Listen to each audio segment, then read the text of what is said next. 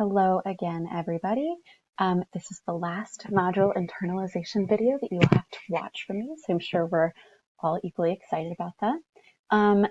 I will just quickly walk you through what our last week of modules looks like.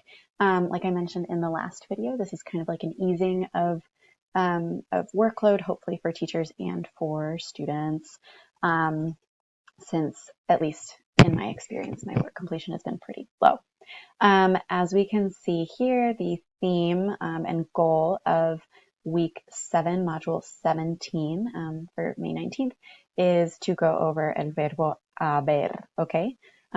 We, at least in my class, have not spent a lot of time going over this, and I feel like it serves two purposes to do this review at the end of the year.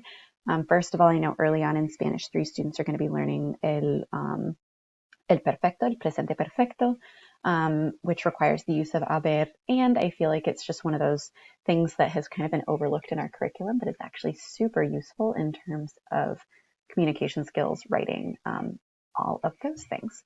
So teacher guide as usual. It looks like I might have forgotten to put my video link in here. So I'm glad that I'm checking this through. As usual, there is an exit ticket. This should be a work habits grade.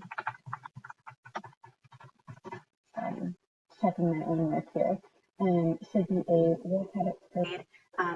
That just walks you through like basic uses, were they paying attention, things like that. So what is covered in this module is present, imperfect, and then preterite, haber, and then how to use them both like by themselves, as in like hubo un huracán, había muchas personas, hay un lápiz, that stuff, and then also hay que, so expressing like what needs to or must be done.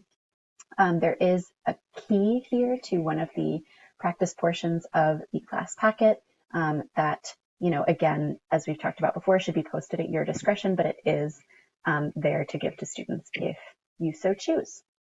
And then modules 18 and 19, I should actually delete. Let me make sure there's nothing in there first.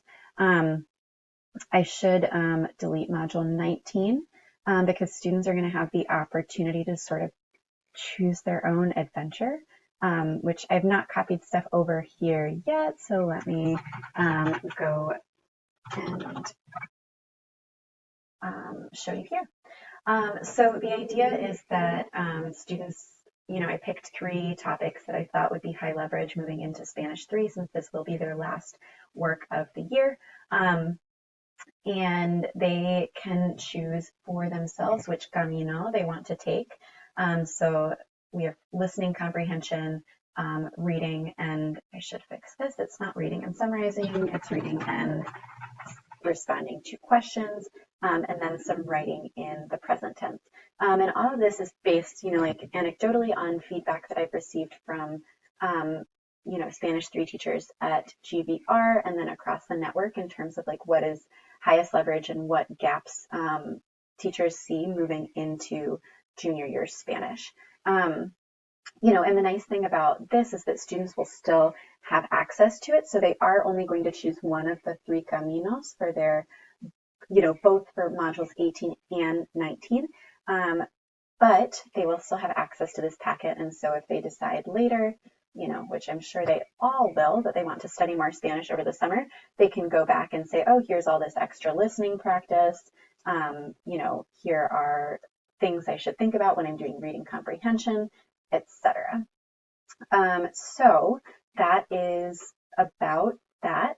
I would imagine, just in the interest of getting grades done, as it will be the end of the year, the best thing to grade here is simply packet completion.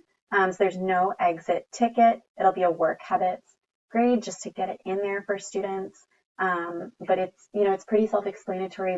The goal of this is not so much assessing skills, but kind of showing students the path and what things are going to look like next year. So hopefully this video is helpful.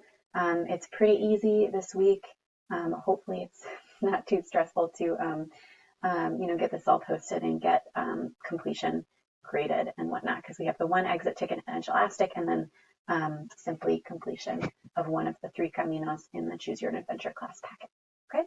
Here for any questions. Gracias por la atención.